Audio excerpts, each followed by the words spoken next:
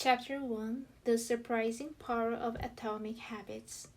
The fate of British cycling changed one day in 2003. The organization, which was the governing body for professional cycling in Great Britain, had recently hired Dave Brailsford as its new performance director. At the time, professional cyclists in Great Britain had endured nearly 100 years of mediocrity. Since 1908, British riders had won just a single gold medal at the Olympic Games, and they had fared even worse in cycling's biggest race, the Tour de France. In 110 years, no British cyclist had ever won the event. In fact, the performance of British riders had been so underwhelming that one of the top bike manufacturers in Europe refused to sell bikes to the team because they were afraid that it would hurt sales if other professionals saw the Brits using their gear. Brailsford had been hired to put British cycling on a new trajectory. What made him different from previous coaches was his relentless commitment to a strategy that he referred to as the aggregation of marginal gains, which was the philosophy of searching for a tiny margin of improvement in everything you do. Brailsford said, "The whole principle came from the idea that if you broke down everything you could think of that goes into riding a bike and then improve it by 1%, you will get a significant increase when you put them all together." Brailsford and his coaches began by making small adjustments you might expect from a professional cycling team. They redesigned the bike seats to make them more comfortable and rubbed alcohol on the tires for a better grip. They asked riders to wear electrically heated overshorts to maintain ideal muscle temperature while riding and used biofeedback sensors to monitor how each athlete responded to a particular workout. The team tested various fabrics in a wind tunnel and had their outdoor riders switched to indoor racing suits, which proved to be lighter and more aerodynamic. But they didn't stop there. Brailsford and his team continued to find 1% improvements in overlooked and unexpected areas. They tested different types of massage gels to see which one led to the fastest muscle recovery. They hired a surgeon to teach each rider the best way to wash their hands to reduce the chances of catching a cold. They determined the type of pillow and mattress that led to the best night's sleep for each rider. They even painted the inside of the team truck white, which helped them spot little bits of dust that would normally slip by unnoticed, but could degrade the performance of the finely tuned bikes. As these and hundreds of other small improvements accumulated, the results came faster than anyone could have imagined. Just 5 years after Brailsford took over, the British cycling team dominated the road and track cycling events at the 2008 Olympic Games in Beijing, where they won an astounding 60% of the gold medals available. 4 years later, when the Olympic Games came to London, the Brits raised the bar as they set 9 Olympic records and 7 world records. That same year, Bradley Wiggins became the first British cyclist to win the Tour de France. The next year, his teammate Chris Froome won the race, and he would go on to win again in 2015, 2016, and 2017, giving the British team 5 Tour de France victories in 6 years. During the 10-year span from 2007 to 2017, British cyclists won 178 World Championships and 66 Olympic or Paralympic gold medals and captured 5 Tour de France victories in what is widely regarded as the most successful run in cycling history. How does this happen? How does a team of previously ordinary athletes transform into world champions with tiny changes that at first glance would seem to make a modest difference at best? Why do small improvements accumulate into such remarkable results? And how can you replicate this approach in your own life? Why small habits make a big difference?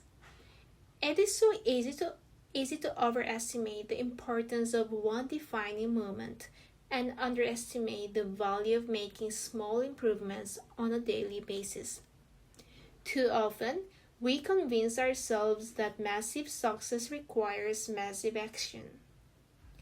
Whether it is losing weight, building a business, writing a book, winning a championship, or achieving any other goal, we put pressure on ourselves to make some earth-shattering improvements that everyone will talk about. Meanwhile, improving by 1% isn't particularly notable. Sometimes it isn't even noticeable, but it can be far more meaningful, especially in the long run. The difference a tiny improvement can make over time is astounding. Here's how the math works out. If you can get 1% better each day for 1 year, you'll end up 37 times better by the time you're done. Conversely, if you get 1% worse each day for 1 year, you'll decline nearly down to zero. What starts as a small win or a minor setback accumulates into something much more.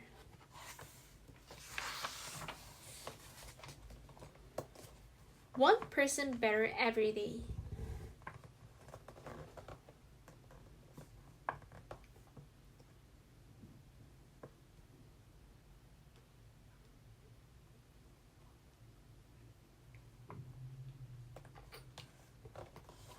Habits are the compound interest of self-improvement. The same way that money multiplies through compound interest, the effects of your habits multiply as you repeat them. They seem to make little difference on any given day, and yet the impact they deliver over the months and years can be enormous. It is only when looking back 2, 5, or perhaps 10 years later that the value of good habits and the cost of bad ones becomes strikingly apparent. This can be a difficult concept to appreciate in daily life. We often dismiss small changes because they don't seem to matter very much in the moment. If you save a little money now, you're still not a millionaire. If you go to the gym 3 days in a row, you're still out of shape. If you study Mandarin for an hour tonight, you still haven't learned the language. We make a few changes, but the results never seem to come quickly, and so we slide back into our previous routines. Unfortunately, the slow pace of transformation also makes it easy to let a bad habit slide. If you eat an unhealthy meal today, the scale doesn't move much. If you work late tonight and ignore your family, they will forgive you. If you procrastinate and put your project off until tomorrow, there will usually be time to finish it later. A single decision is easy to dismiss, but when we repeat 1% errors day after day, by replicating poor decisions, duplicating tiny mistakes, and rationalizing little excuses, our small choices compound into toxic results. It's the accumulation of many missteps. As 1% decline here and there, that eventually leads to a problem. The impact created by a change in your habits is similar to the effect of shifting the route of an airplane by just a few degrees. Imagine you are flying from Los Angeles to New York City. If a pilot leaving from LAX adjusts the heading just 3.5 degrees south, you will land in Washington, D.C. instead of New York. Such a small change is very noticeable at takeoff. The nose of the airplane moves just a few feet, but when magnified across the entire United States, you end up hundreds of miles apart. Similarly, a slight change in your daily habits can guide your life to a very different destination. Making a choice that is 1% better or 1% worse seems insignificant in the moment, but over the span of moments that make up a lifetime, these choices determine the difference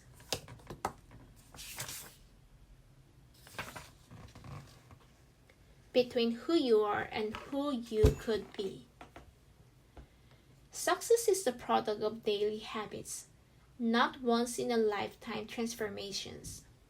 That said, it doesn't matter how successful or unsuccessful you are right now. What matters is whether your habits are putting you on the path toward success. You should be far more concerned with your current trajectory than with your current results. If you're a millionaire, but you spend more than you earn each month, then you're on a bad trajectory.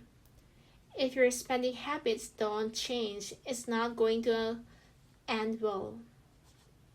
Conversely, if you're broke, but you save a little bit every month, then you're on the path toward financial freedom, even if you're moving slower than you like.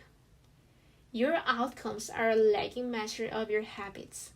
Your net worth is a lagging measure of your financial habits. Your weight is a lagging measure of your eating habits. Your knowledge is a lagging measure of your learning habits. Your clutter is a lagging measure of your cleaning habits. You get what you repeat. If you want to predict where you'll end up in life, all you have to do is follow the curve of tiny gains or tiny losses and see how your daily choices will compound 10 or 20 years down the line. Are you spending less than you earn each month? Are you making it into the gym each week? Are you reading books and learning something new each day? Tiny battles like these are the ones that will define your future self. Time magnifies the margin between success and failure. It will multiply whatever you feed it.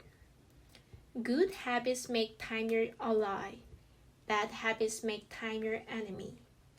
Habits are a double-edged sword. Bad habits can cut you down just as easily as good habits can build you up, which is why understanding the details is crucial. You need to know how habits work and how to design them to your liking, so you can avoid the dangerous half of the blade. Your habits can compound for you or against you. Positive compounding. Productivity compounds. Accomplishing one extra task is a small feat on any given day, but it counts for a lot over an entire career. The effect of automating an old task or mastering a new skill can be even greater. The more tasks you can handle without thinking, the more your brain is free to focus on other areas.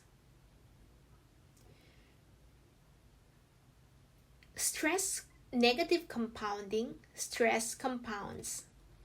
The frustration of a traffic jam, the weight of a parenting responsibilities, the worry of making ends meet, the strain of slightly high blood pressure.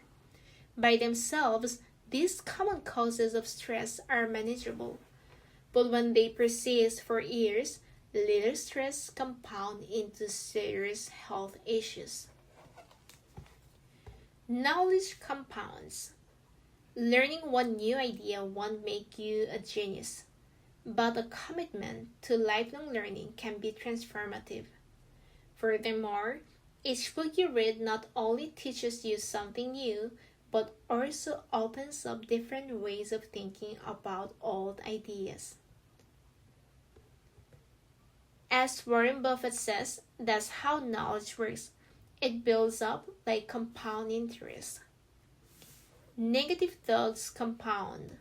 The more you think of yourself as worthless, stupid, or ugly, the more you condition yourself to interpret life that way. You get trapped into a thought loop. The same is true for how you think about others. Once you fall into the habit of seeing people as angry, unjust, or selfish, you see those kind of people everywhere.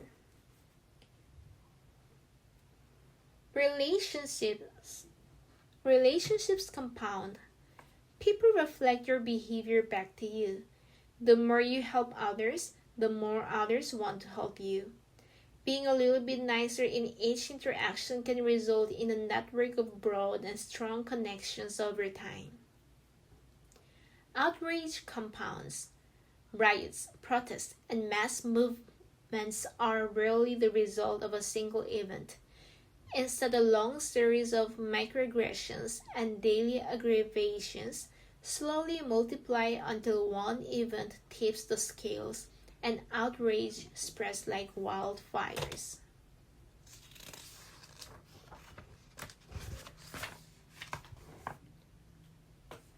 What progress is really like? Imagine that you have an ice cube sitting on the table in front of you. The room is cold and you can see your breath. It is currently 25 degrees. Ever so slowly, the room begins to heat up. 26 degrees, 27, 28. The ice cube is still sitting on the table in front of you. 29 degrees, 30, 31. Still nothing has happened. Then 32 degrees. The ice begins to melt. A 1 degree shift, seemingly no different from the temperature increases before it, has unlocked a huge change. Breakthrough moments are often the result of many previous actions, which build up the potential required to unleash a major change. This pattern shows up everywhere. Cancer spends 80% of its life undetectable, then takes over the body in months. Bamboo can barely be seen for the first 5 years as it builds extensive root systems underground before exploding 90 feet into the air within 6 weeks. Similarly, habits often appear to make no difference until you cross a critical threshold and unlock a new level of performance. In the early and middle stages of any quest, there is often a valley of disappointment. You expect to make a progress in a linear fashion, and it's frustrating how ineffective changes can seem during the first days, weeks, and even months. It doesn't feel like you are going anywhere. It's a hallmark of any compounding process. The most powerful outcomes are delayed. This is one of the core reasons why it is so hard to build habits that last. People make a few small changes for to see a tangible result and decide to stop. You think, I've been running every day for a month, so why can't I see any change in my body? Once this kind of thinking takes over, it's easy to let good habits fall by the wayside. But in order to make a meaningful difference, habits need to persist long enough to break through this plateau, what I call the plateau of latent potential.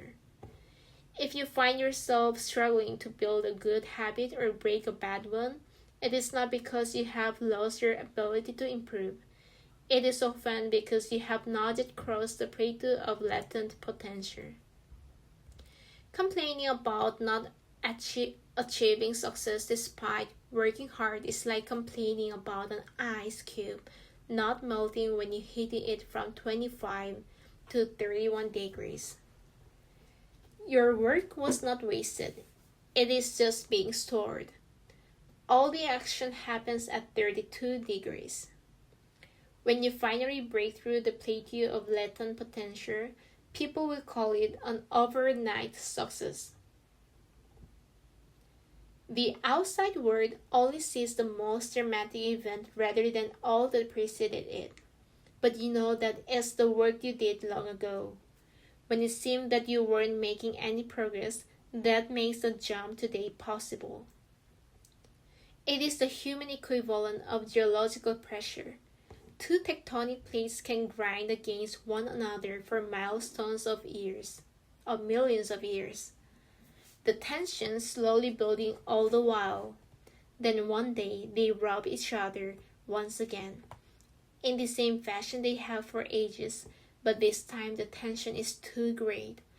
An earthquake erupts. Change can take years before it happens all at once.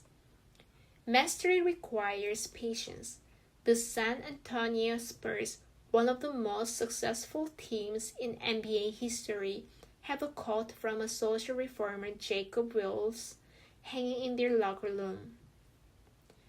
When nothing seems to help, I go and look at the stone cutter hammering away at his rock, perhaps 100 times without as much as a crack showing in it.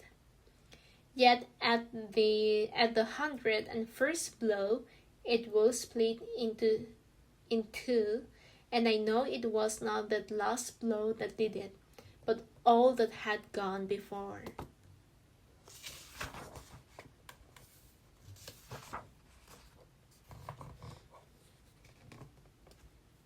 The plateau of latent potential.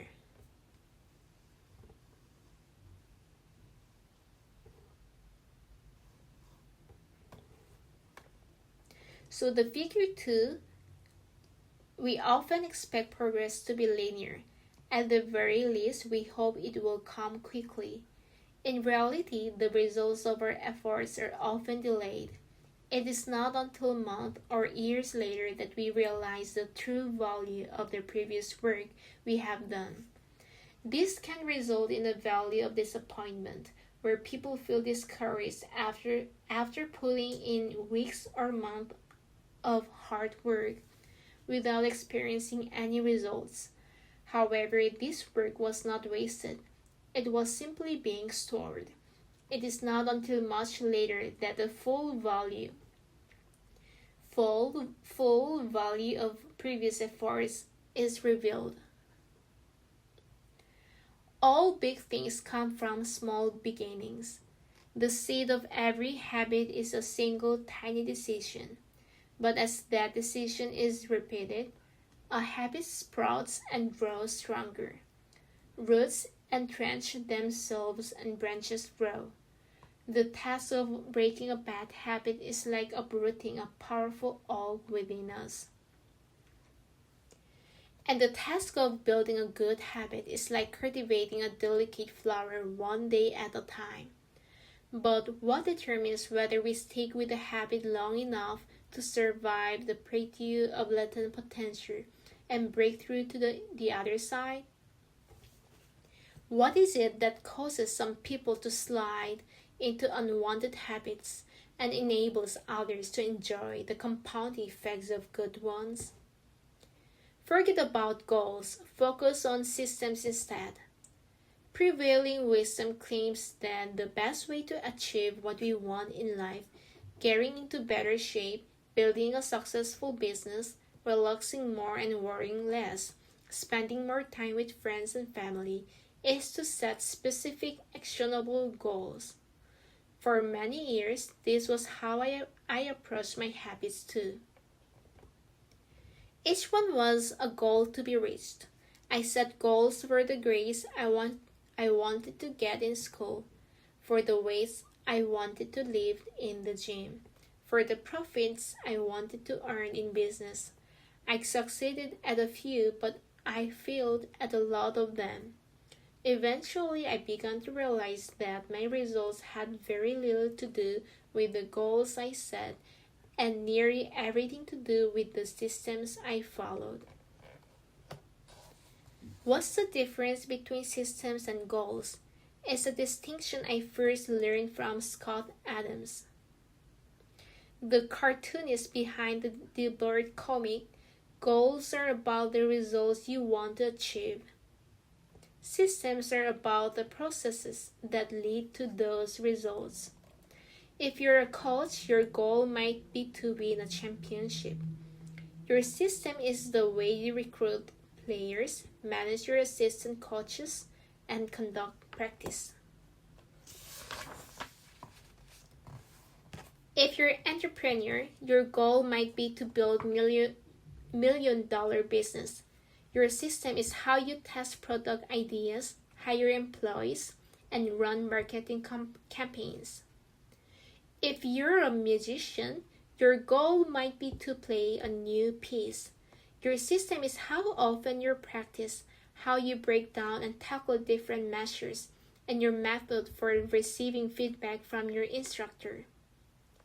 Now for the interesting question, if you completely ignored your goals and focus only on your system, would you still succeed?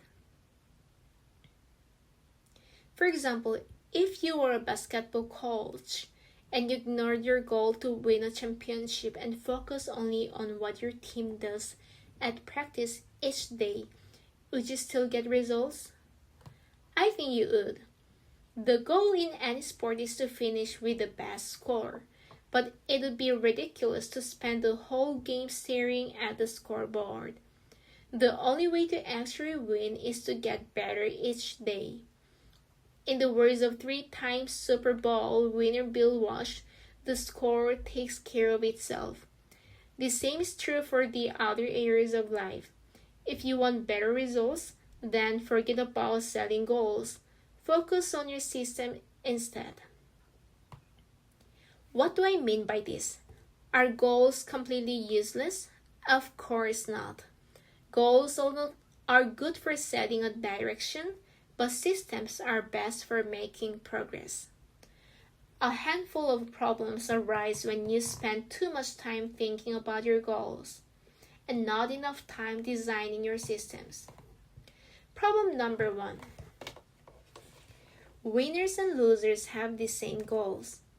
Goal setting suffers from a serious case of survivorship bias. We concentrate on the people who end up winning, the survivors, and mistakenly assume that ambitious goals led to their success while overlooking all of the people who had the same objective but didn't succeed. Every Olympian wants to win a gold medal. Every candidate wants to get the job. And if successful and unsuccessful people share the same goals, then the goal cannot be what differentiates the winners from the losers. It wasn't the goal of winning the Tour de France that propelled the British cyclists to the top of the sport. Presumably, they had wanted to win the race every year before, just like every other professional team. The goal had always been there. It was only when they implemented a system of continuous small improvements that they achieved a different outcome. Problem number 2. Achieving a goal is only a momentary change. Imagine you have a messy room and you set a goal to clean it. If you summon the energy to tidy up, then you will have a clean room. For now. But if you maintain the same sloppy packed rat habits that led to a messy room in the first place, soon you will be looking at a new pile of clutter and hoping for another burst of motivation. You're left chasing the same outcome because you never changed the system behind it. You treated a symptom without addressing the cause. Achieving a goal only changes your life for the moment. That's the counterintuitive thinking about improvement. We think we need to change our results, but the results are not the problem. what we really need to change are the systems that cause those results. When you solve problems at the results level, you only solve them temporarily. In order to improve for good, you need to solve problems at the systems level. Fix the inputs and the outputs will fix themselves. Problem number 3. Goals restrict your happiness.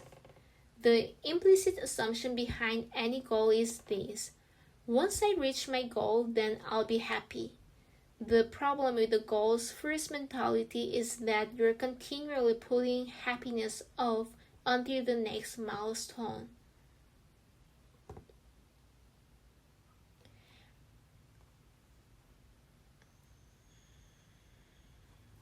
I've slipped into this trap so many times I've lost count.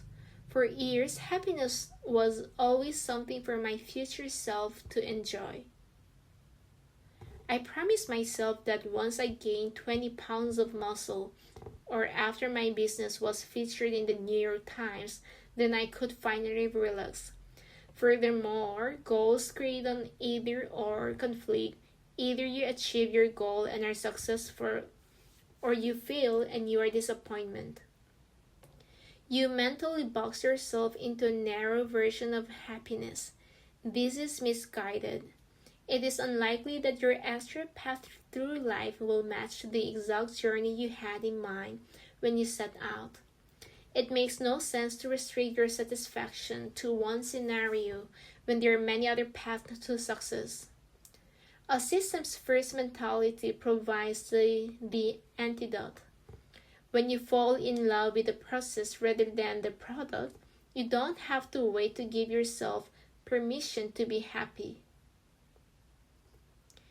You can be satisfied anytime your systems is running, and a system can be successful in many different forms, not just the one you first envisioned. Problem number 4. Goals are at odds with long-term progress. Finally, a goal-oriented mindset can create a yo-yo effect.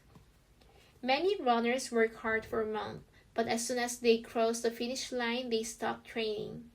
The race is no longer there to motivate them. When all of your hard work is focused on a particular goal, what is left to push you forward after you achieve it? This is why many people find themselves reverting to their old habits after accomplishing a goal. The purpose of setting goals is to win the game. The purpose of building systems is to continue playing the game. True long-term thinking is goal-less thinking. It's not about any single accomplishment. It is about the cycle of endless refinement and continuous improvement. Ultimately, it is your commitment to the process that will determine your progress. A system of atomic habits. If you're having trouble changing your habits, the problem isn't you. The problem is your system. Bad habits repeat themselves again and again, not because you don't want to change, but because you have the wrong system for change. You do not rise to the level of your goals. You fall to the level of your systems. Focusing on the overall system rather than a single goal is one of the core themes of this book.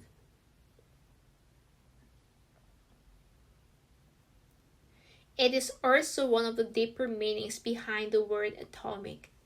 By now, you've probably realized that an atomic habit refers to a tiny change and a marginal gain, a 1% improvement. But atomic habits are not just any old habits, however small. They are little habits that are part of a larger system, just as atoms are the building blocks of molecules. Atomic habits are the building blocks of remarkable results. Habits are like the atoms of our lives. Each one is a fundamental unit that contributes to your overall improvement.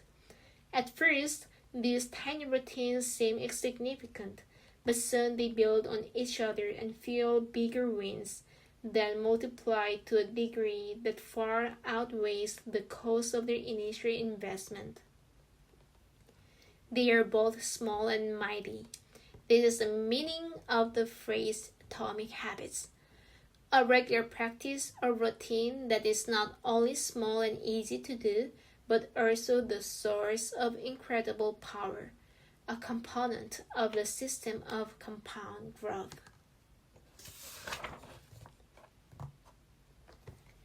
Chapter Summary. Habits are the compound interest of self-improvement. Getting 1% better every day counts for a lot in the long run. Habits are a double-edged sword. They can work for you or against you, which is why understanding the details is essential. Small changes often appear to make no difference until you cross a critical threshold. The most powerful outcomes of any compounding process are delayed. You need to be patient. An atomic habit is a little habit that is part of a larger system. Just as atoms are the building blocks of molecules, atomic habits are the building blocks of remarkable results. If you want better results, then forget about setting goals. Focus on your system instead. You do not rise to the level of your goals. You fall to the level of your systems.